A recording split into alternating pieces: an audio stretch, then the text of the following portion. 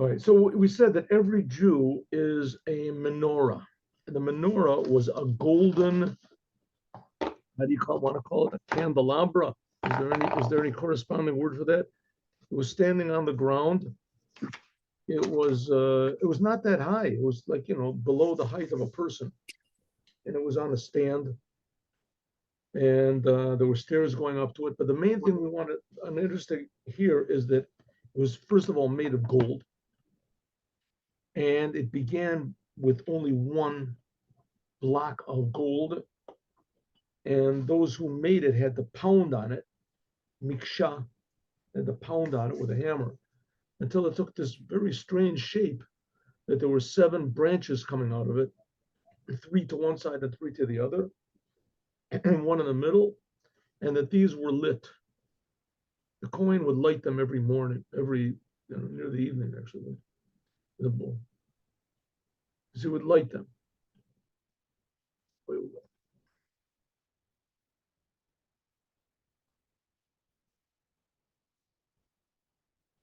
Oh, yeah, sure. Okay. So he would light these candles, and they would remain lit the whole day and the whole night. Actually, he would light them before the evening. He would light them, and they would remain lit. And there are the other details. The details that go into more in the Menora of Hanukkah. But here we're more interested in the detail of the fact that there's 7 branches, and that it was made of gold, and that it was pounded out. So the Rebbe, we said first of all that pounding it out is a basic tool we have to use on ourselves. That we have to pound ourselves. We have to reshape ourselves. We have to reshape ourselves so that we're oriented to feel that we are not God, that we are creations of God, and God loves us, but the whole world does not belong to us. In fact, nothing belongs to us. Everything is being created by God. That's why it's called the King of the Universe. That's the message of the Jews, that there's a King of the Universe. We say it 100 times in all the blessings we make. King of the Universe, King of the Universe. So God is the King of the Universe. Let me just close this one moment. Make it a little more photogenic. There we go. Huh? And, yes, and that's all we have to do. And every Jew, and it's made of gold because gold is fear of God. Fear of God. Fear of God. Fear of God means exactly that. That you feel that God is the King of the universe, that I'm not the king. I can't do what I want. I can't say what I want. On the other hand, there are laws, there's rules. There's a King of the universe. Like we brought so many times before, driving on the right side of the street. Who says you have to drive on the right side of the street? Let's just be free. Come on, what do you need this, this government? Let's just be free. Everybody just do what they want to. I was in China anyway, I had reasons to be in China, only for a couple of weeks. And the people over there, they drive like all over the place. They sort of keep to the rules, but not always. A person wants to turn left, like he gets on the other side of the road, like 3 blocks before. So I said, why do they do that? It's because they're used to driving bicycles here. It's brand new that they're driving cars. So bicycles, you sort of go whatever you want to. Whatever the rule is you have to have rules. And if you have rules, that's called healthy fear. The same thing is, you can only have rules if you have a ruler. So here we have a ruler, and that is the creator of the universe, and he's creating us from pure love, and he's telling us what to do, right? Telling us what to do. You have all these health food people, right? So they have tremendously limited lives because they really truly feel that this is really limiting them, right? And in the advertisements on television, what do they say? Eat sugar. Sugar is good. Eat sugar. Your teeth will shine, and you'll be smiling all the time. You'll be driving in a convertible, with a beautiful couple, with the wind blowing in their hair. Just drink Coca-Cola and eat white sugar, and that is going to save your life. And not only that, that's what you want to do anyway, right? I mean, it's just what you want to do. You feel good. So those things are not really very healthy, but it feels good. It feels good. If it feels good, it must be good, right? So, I mean, yeah, if that's your definition of good and bad, what feels good, then that definitely is good. If you like sugary things, then it's good. So it rots out your teeth. So then you have to stop doing what you think is good and start doing what is really good for your health. Now you're having this new thing to take into account, not just pleasure, but also health. So here we have the same exact thing. So you're afraid. You're afraid. I don't want to lose my health. I don't want to die early. I don't want to lose my teeth, and my brain will go out, all wacky, and I'll be all nervous all the time, and and then no one's going to like me, and I won't care because I eat sugar all the time. So therefore, fear is a good thing. Fear is a good thing if used properly. It has to be used properly, and we're not talking about paranoia like they have nowadays. Okay. This is what is it called? What do they call it? Um, um, phobia. You're this type of a phobe, and you're this type of a phobe, and you're this type of a phobe. That's basically just misusing fear, misusing fear. But the fear is a good thing, especially if it's a fear of God and it's used properly. Then you know that there's a ruler. You know that there's it's important, and that your life is important to somebody, at least to the ruler. And that's called the fear of God. And it's even more than just doing the laws. That's why Jewish people, they wear this kippah on their head. Well, kippah in Hebrew, it's called the yarmulke. Yarmulke in Hebrew is yire malka, fear of the king. So having fear of the king is good. And when you have fear of God, what does it do? It makes you happy because you're not a prisoner to your own whims. You're not a prisoner to your own desires and your own urges and whatever what you're supposed to do. Nowadays, people don't know they don't even know what they want to do. They have to be told what they want to do. Okay. So that's what he says. That's the idea of Europe. And that's the 7 branches of the 7 different types of Jews. And each one is divided up into 10. And there's 10, and each one of those is subdivided, and et cetera, and et cetera. So everybody is unique, but everybody has their own way of coming to this Europe, to this fear of the creator of the universe, this healthy fear, healthy awareness of that there's a creator of the universe and that he cares about us and he loves us, and that it's and we're not alone. We're not alone. And that there's a creator. That's called healthy fear, right? Healthy fear. We don't want to lose this good, wonderful connection to our creator, because he's not going to leave us. That's for sure. So we shouldn't leave it. Okay. So how do we get to this? It says you have to think about God. If you think about God, then you'll start to realize that it could be that this world is very deceptive, and that it's instead of us using it properly, it's using us improperly. And that's the whole idea of prayer. That's what he said. That's the whole thing of prayer. In the first temple, in the second temple, in the first temple, they didn't have to pray so much because godliness was revealed. Everybody felt that they're being created. Everyone felt that there's a creator. Everyone knew and they were sure that they have a purpose in the world. And even though you might not understand anything, but still at least you're sure that it's there. But like you're sure that it's there. Like a little child, he doesn't know his father is there holding his hand. He doesn't understand what it means, father, and this, but he feels comforted. He feels comforted that and of course God is far above our understanding, much further than a father to a child, or let's say a master to an animal, something like that. But it's something like that. Certainly something like that. In other words, you feel comforted by knowing that the infinite God who creates the universe cares about you. And that's called fear of God.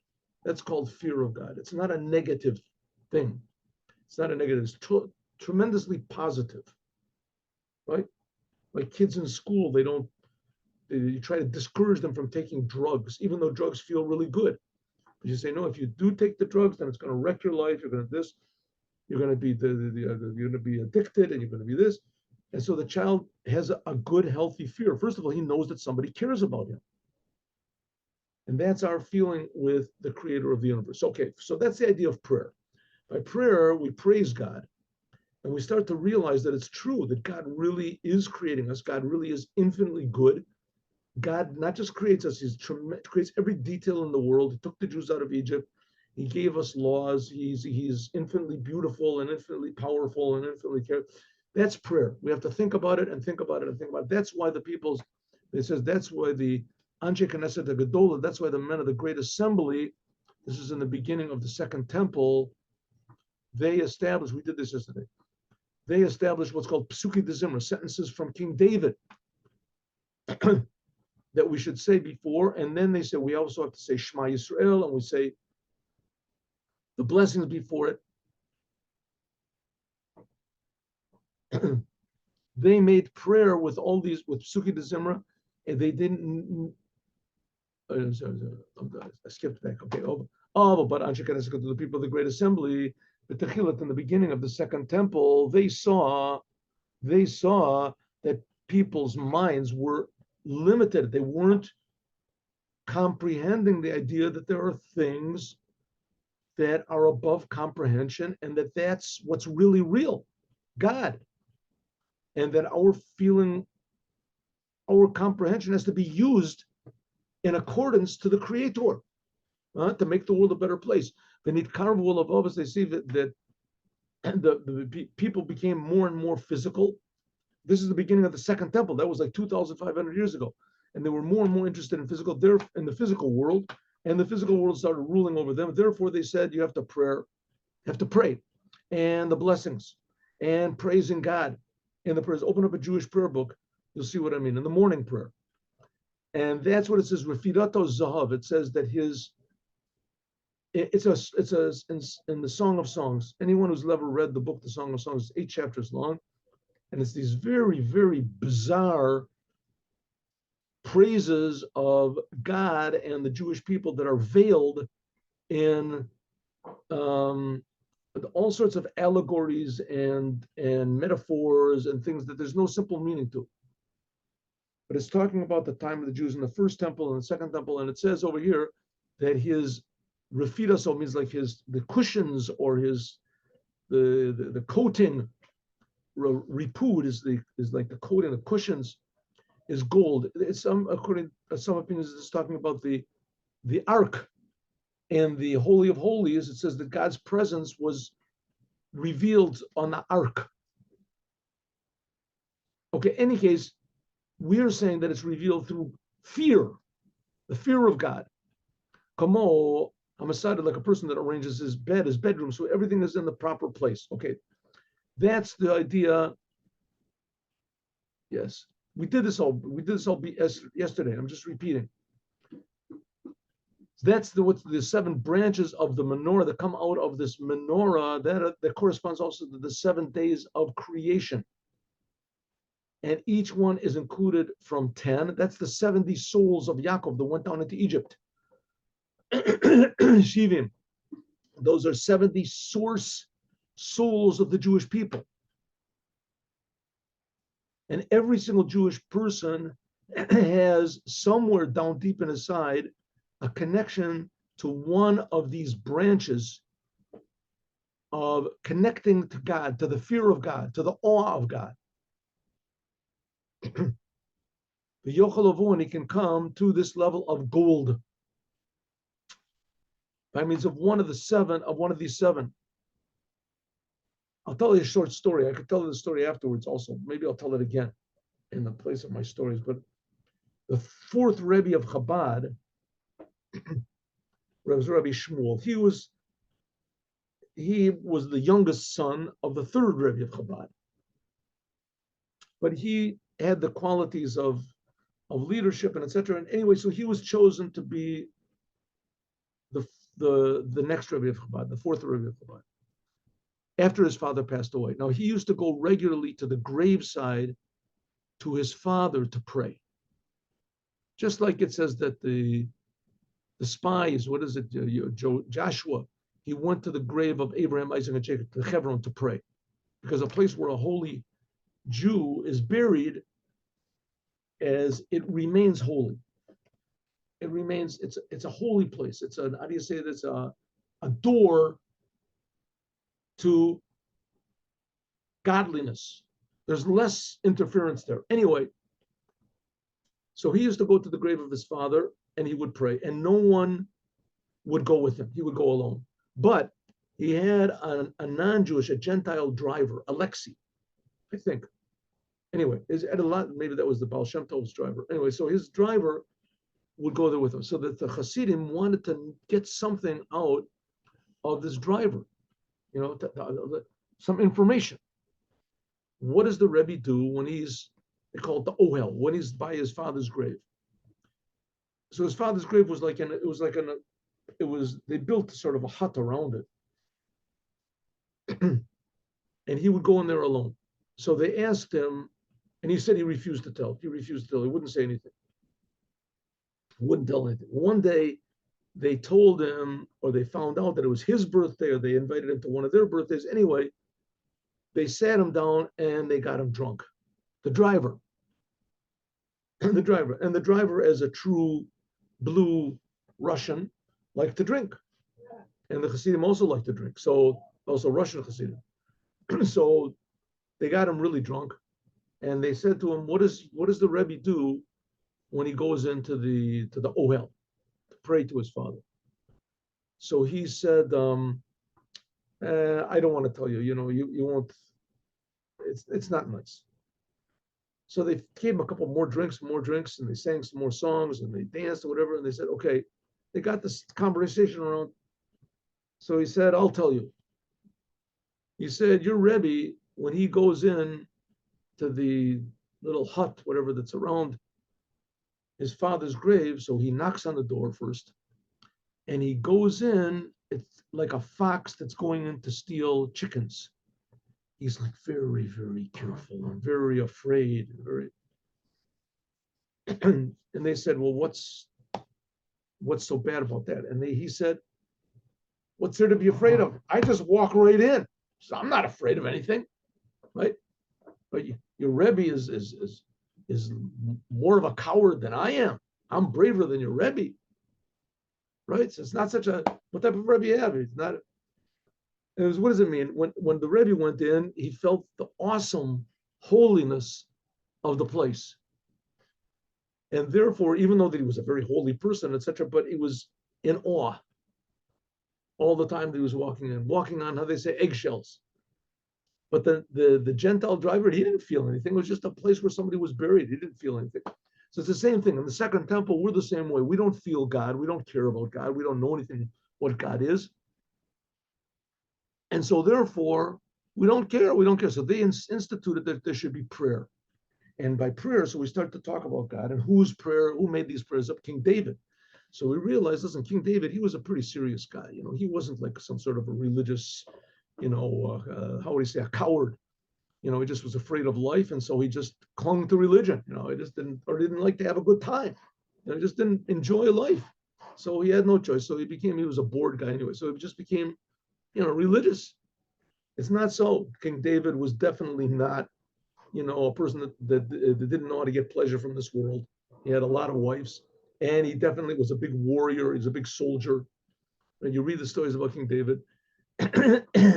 And nevertheless, he established these beautiful, beautiful prayers that we have, these beautiful praises of God.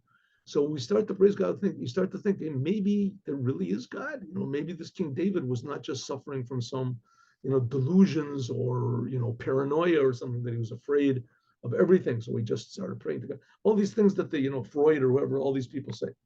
It's what is it? Marx said it was the opiate of the masses, and then Freud said it was the neurosis of the masses. Religion is a bad thing. Well, King David did not think so. And King David wrote these beautiful prayers. So now you think maybe Freud and Marx, maybe they were just projecting themselves.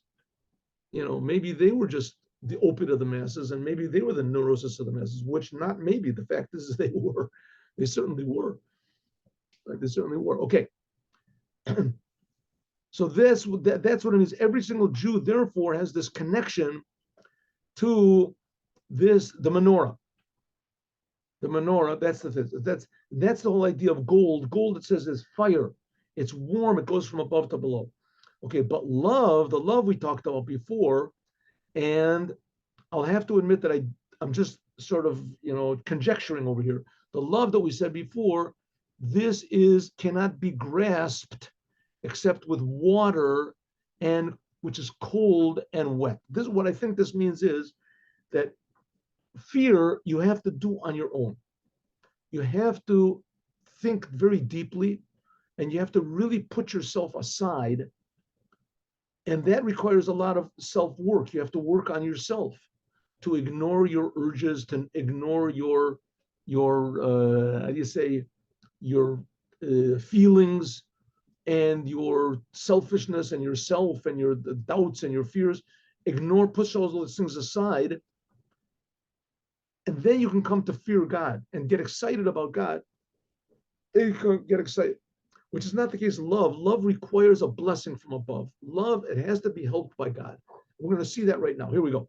That's what it says, that's what it means. It has to, like water. Water comes from above to below.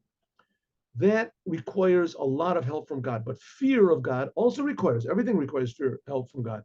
But fear is much more on your own, that you have to arouse your own fear and awe and excitement about the greatness and awesomeness of God. So that's from below. You have to pound on it yourself. Oh, but it's there. You're made of gold. Every Jew says it's gold.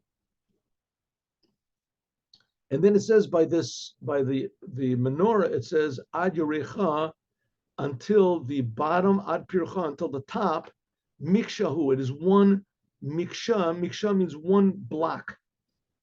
One block. And miksha also means that it's hit upon. Lakesh means to hit. Okay. So what does it mean for us that the menorah, that we said we're the menorah, me and you, right? We are this menorah. And we're made of gold. We have to pound on ourselves. And the gold is this fear, this awe of the creator of the universe, realizing what we're talking about. And it says from its bottom until the top, it's one piece of gold. Yorecha, it says the bottom, that's the yorech, that's the foot.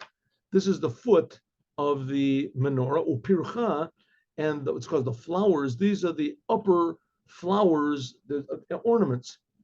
All of them are one, they're called menorah. What's this referring to?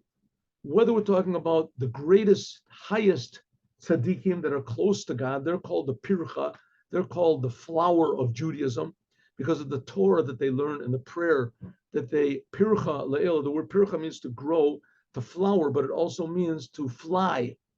Pircha la'ela al yadei dechila v'rechima, by means of fear and love. Fear and love are the two wings that fly above. It's explained in the Tanya. This is explained in the Tanya.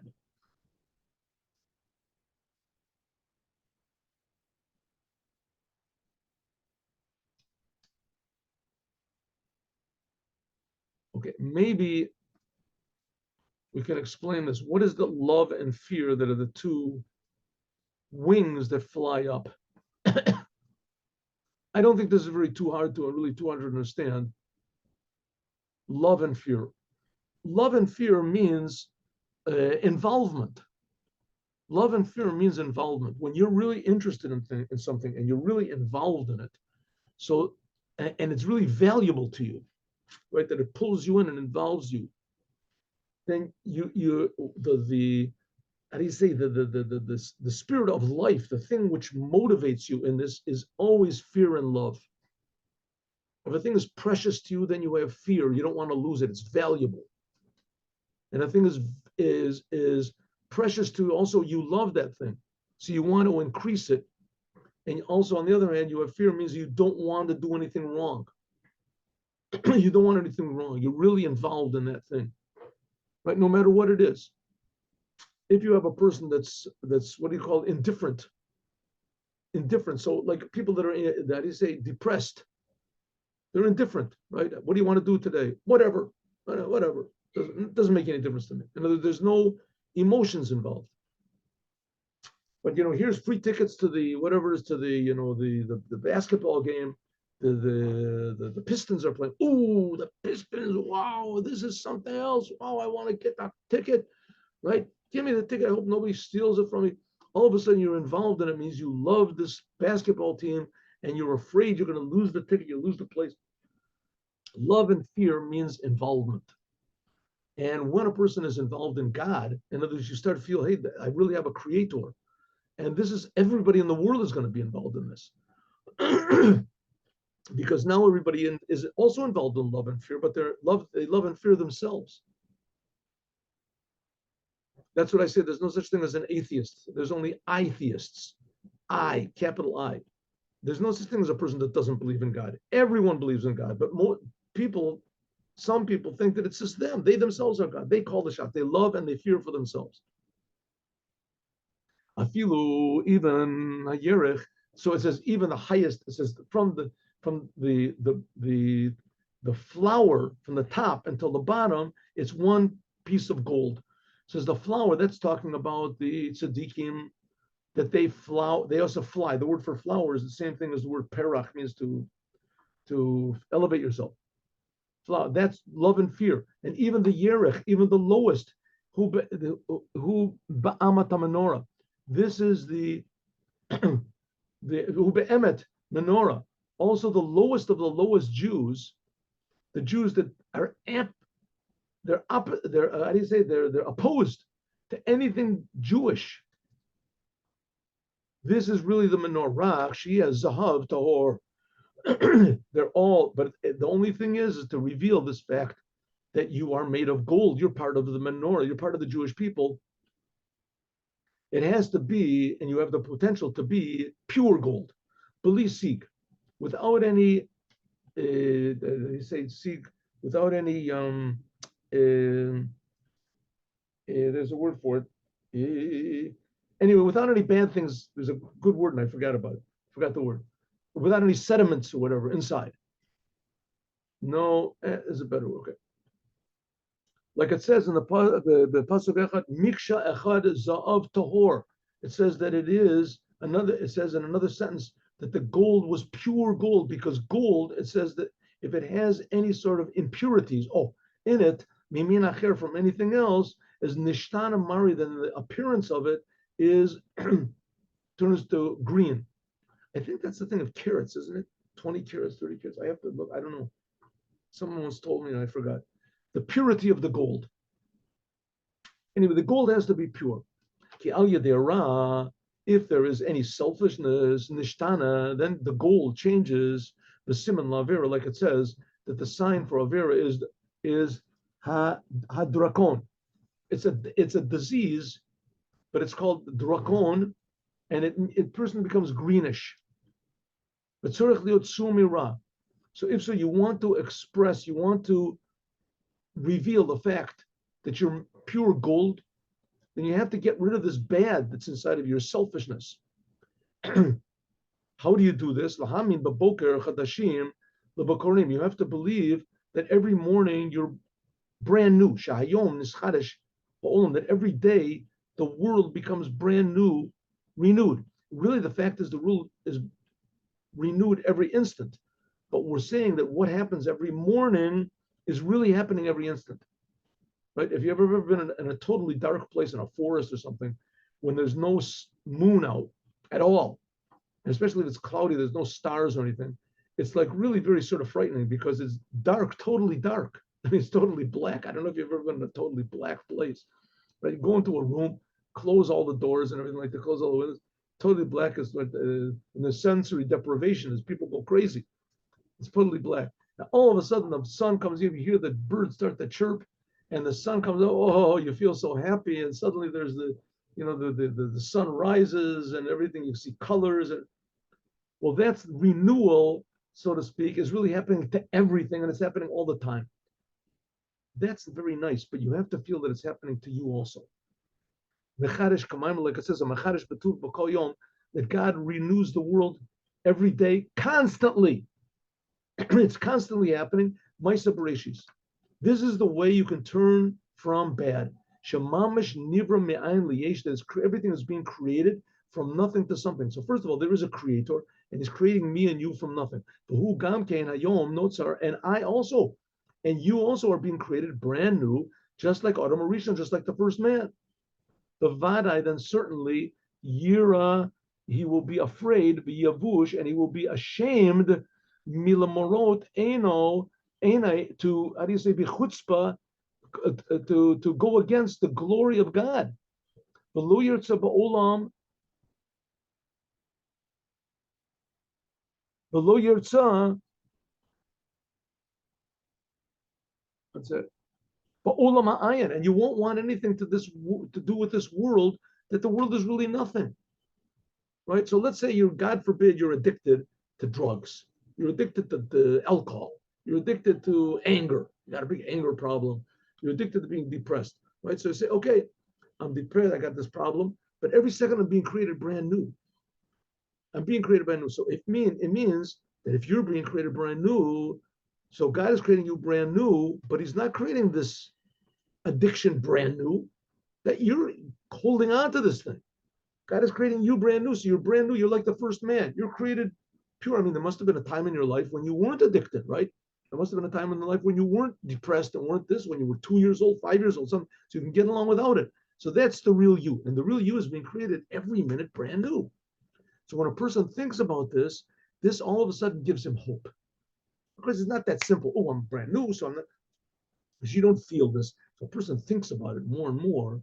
And first of all, you realize how much God loves us. And number two, you realize that the world is not creating me, that God is creating me, and He's creating the whole world. So therefore, I can't let the world rule over me, and I can't be an ingrate to my Creator. He's creating me. He loves me.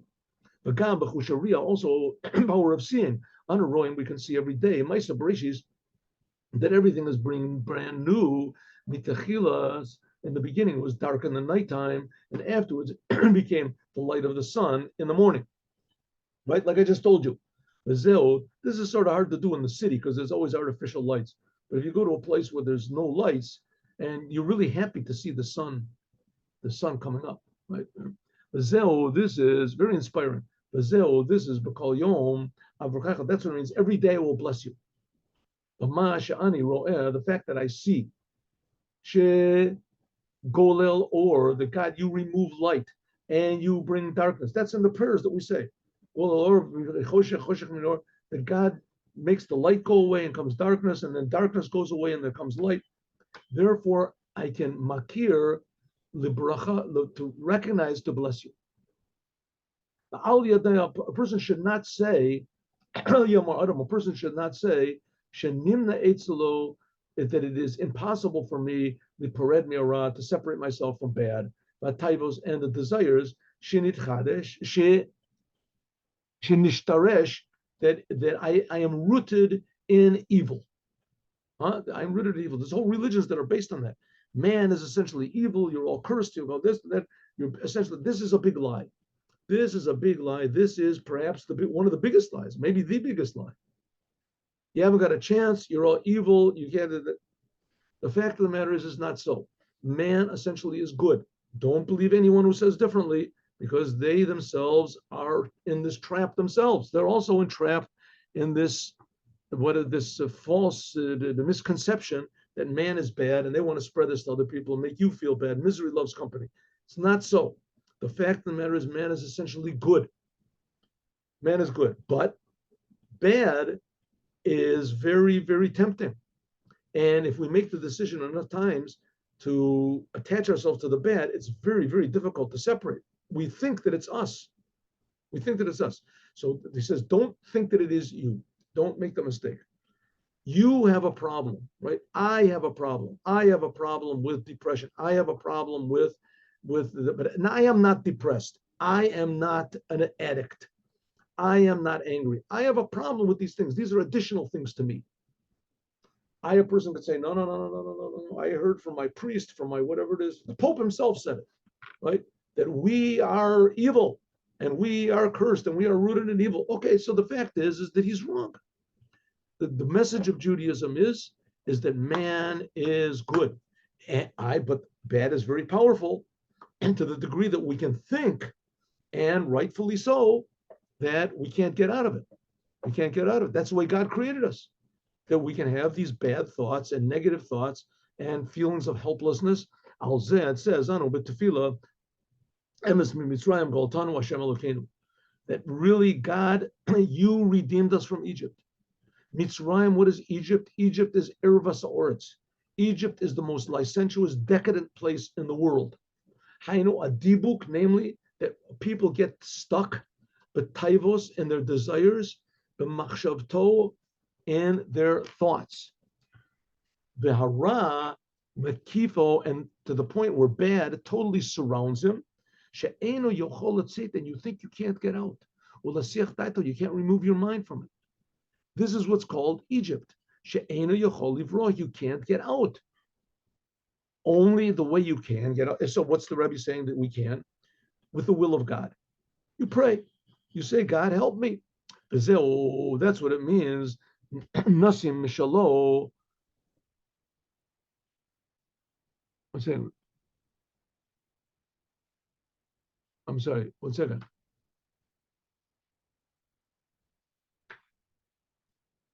Oh, v'zeo, that's what it means. I'm sorry. Nashim mashlu banu. It says that women or princes, whatever, they ruled over us. Nashim, this is plural. Bein beheter, bein beiser. This is whether permissible or forbidden. As then, when it is so, HaKadosh Baruch Hu, then God takes us out of Egypt. Just one moment, please. One moment. Give me a minute over here. Opa, that's not what I wanted to do. 1 second. Back here. Here we go. 1 second.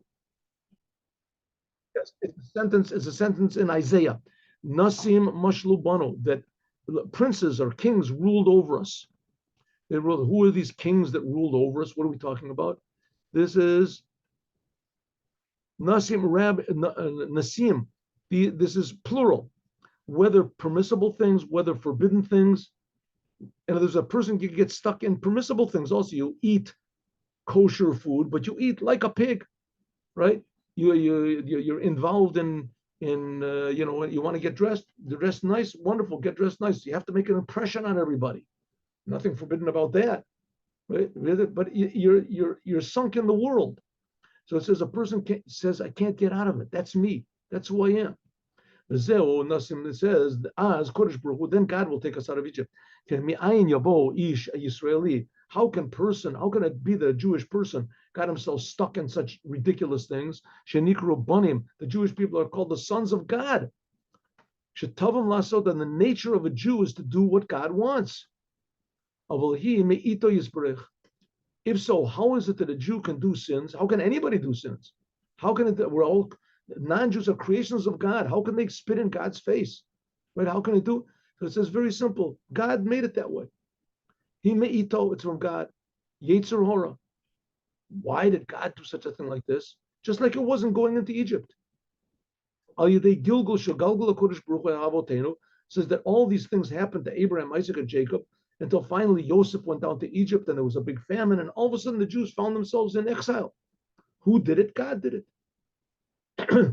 Okay, and therefore it's written, Anina Titicha Shorik, I planted a vine, Kula Zara Emet, but it's all true. Afilu Kish Adam no fail, even when a person falls down into the ground, Chas v'shalom, the taivas into desert, that's the level of a shoruk.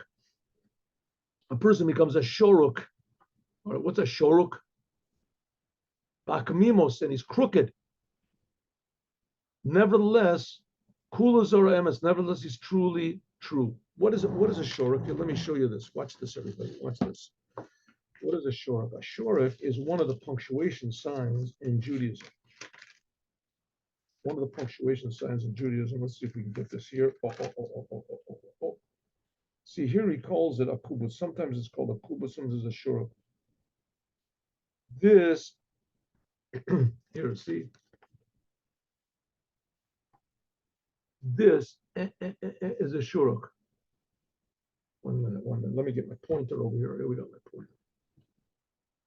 This is a shuruk. Even though here he calls it a kubutz, and this is he calls a shuruk. Anyway, that's a shuruk. So we see what happens is that we have 3 lines under the letter. This is under a Hebrew letter, and it's 3 lines. It's pronounced u. It's pronounced the same thing as this. I'm trying. This is in a mirror form. So we go. Here, this. So this is crooked. Here is a segel. Also 3 dots, but these are symmetrical. And the shuruk is crooked. See, it slants down. That's a shuruk. And this is a segel. Why he calls it over here a kubus, I don't know, but that's what it is here. Let's go. So he says, that's what it means. that even if Nataticha shuruk kulu zera emet, I have made you a shuruk. It's also a sentence in what Isaiah and one of the prophets that it says that I made Jewish people a shuruk. What is a shuruk? Crooked, even if a person falls down below. God forbid, therefore he's called shuruk, that he's slanted. Who made it that it's possible to do such a thing? God. Therefore, God can fix it up. The Jewish people are truly truth. And as I said so many times before, the reason is because they're supposed to be the teachers of the world. A Jew can change himself. And he can make from this a segel. Remember, that's what I showed, the 3 dots that are 1 on the bottom and 2 on the top. It's symmetrical. Segula mikolam, they're the special of all the nations. And that's what it was in Egypt.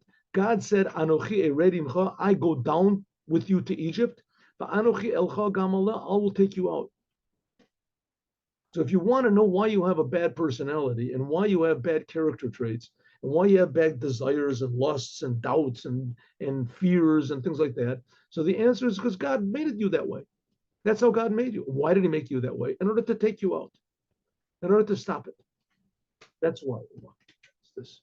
1 second, I gotta turn this thing down. 1 minute. Let's. Oh, there we go. That's better. Oh, the sun is coming up. Okay. 1 minute. One little ray of light that has to be blotted out. There we go. Oh. Okay.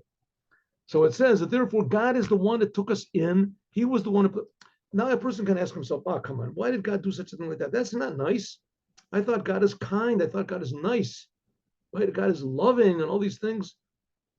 That's not nice. He gave us this terrible urges and weaknesses and faults and lusts and things, right? So it comes out that God is really the one who made this woke movement. He's the founder. He's the founder of the whole business. He's the founder of all the bad things in the world, all the destructive things in the world. And what do you got to say about that? So you got to say it's right, 100%. That's true. God made Egypt. In fact, that's the first of the 10 commandments. The first of the 10 commandments. I am God that took you out of Egypt. What did you have to make Egypt in the first place for? What'd you do it for? So the answer is don't think I understand this answer, but this is the only answer that I've got. Is that God wants there to be a world, and he wants it to be a real world where there's real challenges.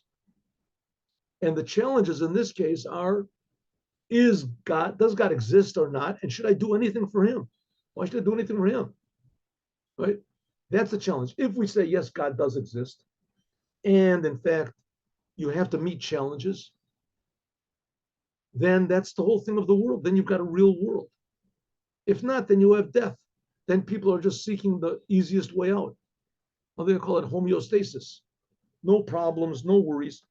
But they say, there's a saying in English, no pain, no gain. I'm not saying that you should sit on a bed of nails or something and purposely make pain. There's some religions and branches, whatever, in India that they do that. They do that here also, what is it called? Flagellation, emulation, or whatever they call it. We're putting on barbed wire under shirts or something, barbed wire. Suffering is not good. Not good. 100% not good. Sins are not good. Temptations are not good. All these things are not good.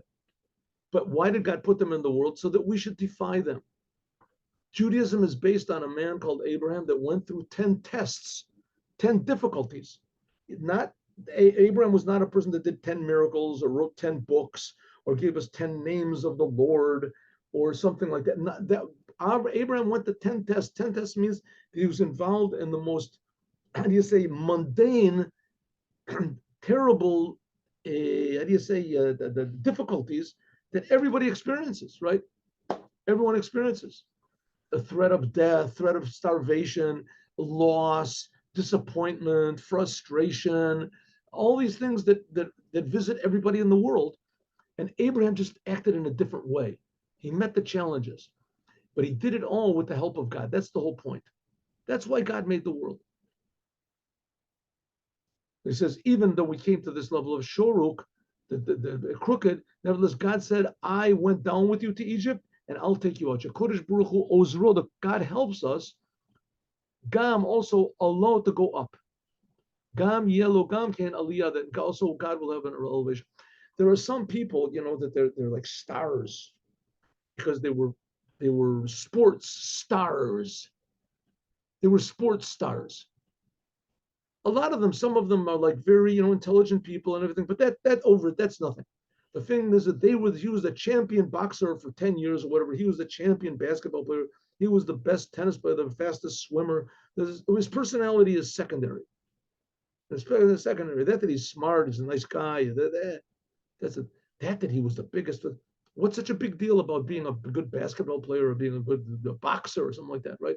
Yeah, I'm sure if you got an ape out there, he would be a better boxer than these people, right? The apes are like tremendous. They're 15 times stronger than people, and they could take a punch and everything. So it's such a big. They get a robot, right? A robot. So the answer to that is that when you meet a challenge, and you're a person that meets challenges, it means you do something that other people can't do. That is worthy of praise. And that's why God put us in the world, to meet the challenges, and that's worthy of God's praise. Forget about what people say, and forget about going to heaven, forget about everything. We're talking about right now. You meet a challenge, you become famous in God's eyes. Famous in God's eyes. Again, God is truth. And that's the whole idea. What we're talking about, the Jews are gold, and they come to illuminate the world, to tell the world that the difficulties of the world are really challenges, they're really opportunities, they're really blessings. As we'll talk about more, God willing, tomorrow. And now one second, let us go off this thing over here. Is anybody hiding behind? No, see, very good. And how do we turn this off? Used to be a way to turn this off, stop the share.